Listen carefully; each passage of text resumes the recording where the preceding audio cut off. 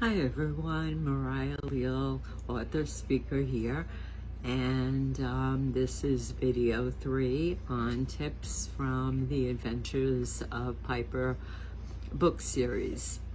And last week we spoke a lot about socializing the puppy and training the puppy. Now, the original reason that I wrote these books was because the rate of dog bites with children was so high. In fact, at the time that I wrote them, the CDC had listed the top 9 reasons that children visit the ER. And number 2 on the list was dog bites. So today we're going to talk a little bit about what we teach the children through the books and my presentations. So we all know that the puppy has to learn their place in the household, and they have to know their rules and boundaries. Well, children have to learn boundaries as well. It makes me sick to my stomach when I see videos on Facebook or Instagram where a dog is laying on the couch and a toddler is there jumping up and down, pulling on the dog, pulling the dog's tail, pulling the ears, poking at them, and you can hear parents in the background or whoever's taking the video laughing. And this is just a recipe for disaster. And it really is not, it's not the dog's fault. I don't want to say the child's fault either, because the child has to be taught that when the dog is eating, when the dog is sleeping, they need to respect the puppy's boundaries as well. And you should never leave a young child, baby, toddler, alone with the dog, no matter how well you know your dog, without supervision.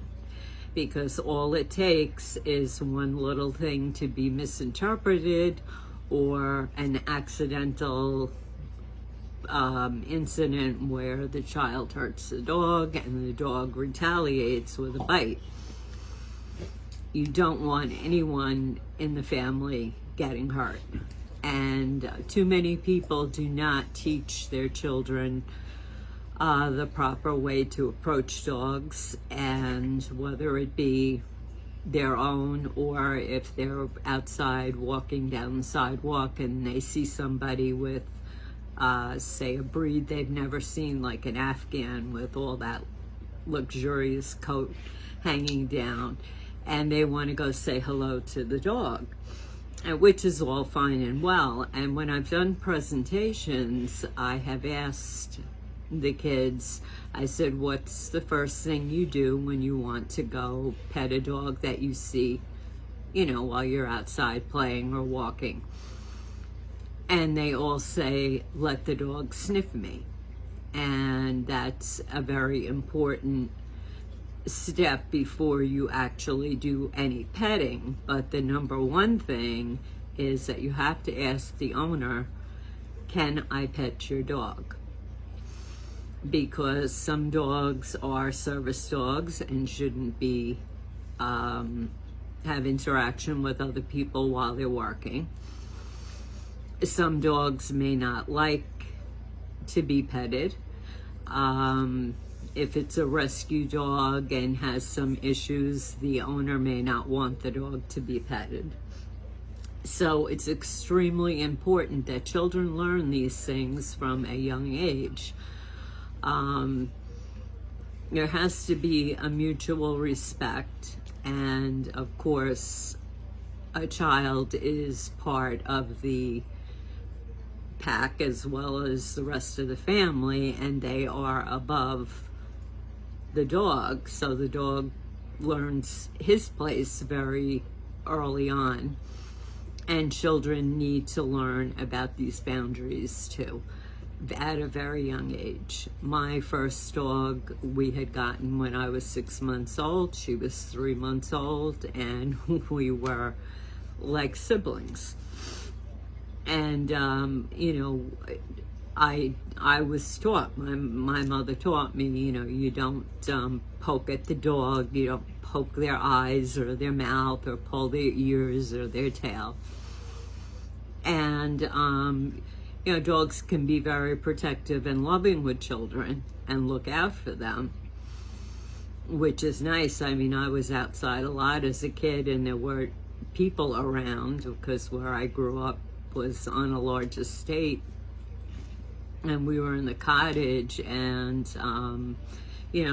we didn't have neighbors. I didn't have kids to play with, so my dog and whatnot were my playmates.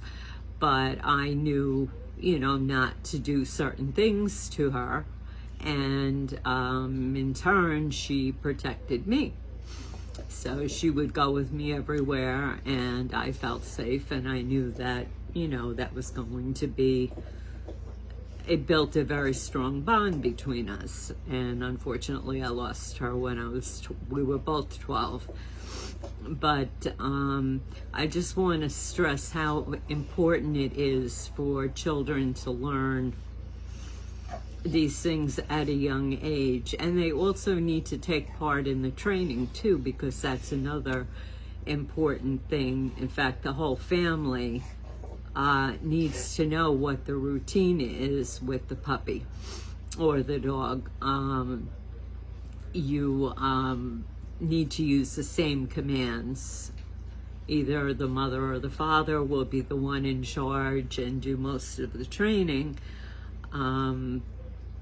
But whatever words they choose, like if one of my dogs goes to jump up on someone, I say off rather than down, because down means lay down, and so I use the word off for that. Everybody needs to follow that, because consistency is the key to making training and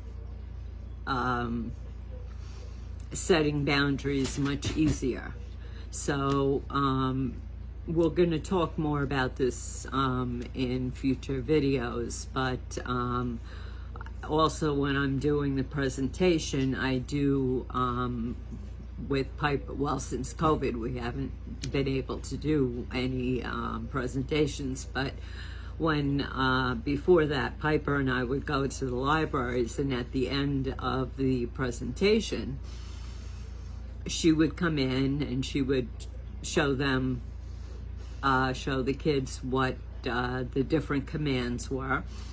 And after she performed those, I would have her sit, and each child one at a time would come up if they wanted to say hello to her. And we made them go through, asking permission to pet Piper, and then letting Piper sniff them first. And I always tell children not to go over the head of the dog to start petting. I like to go up on the side of the neck, around to the back, and then work my way up to the top of the head, because some dogs get a little freaky when you reach out fast over their head. And apparently that wasn't getting through to the kids. So what I decided to do was I would ask for a volunteer from the kids that were at the presentation, and I would have them stand up, and I would say, okay, we're in a park. You don't know me, I don't know you. And I said, if I come over to you and I say, let's be friends, and I put my hand over their head very quickly, they would kind of, jerk back and get a little startled. And I would say to them, did you like that feeling? And they said no. And I said, well, it's the same thing with a dog. So you have to it's a slow process, and just follow those rules. Ask, let the dog sniff, and then start on the side of the neck and go up for a pet. So that's all we're going to cover for this week, and we'll get into more. Again, if you're interested in ordering the books, you can go to my website, www.mariahleal.com. Check us out on Facebook, Mariah Leal Author, and also Axel the Ambassador on his page, because we have some interesting things there. And of course, as soon as we start going to events again, I will post those as well. So thanks for listening. I hope you enjoyed video 3 of Tips from the Adventures of Piper. And we'll see you next week. Bye-bye.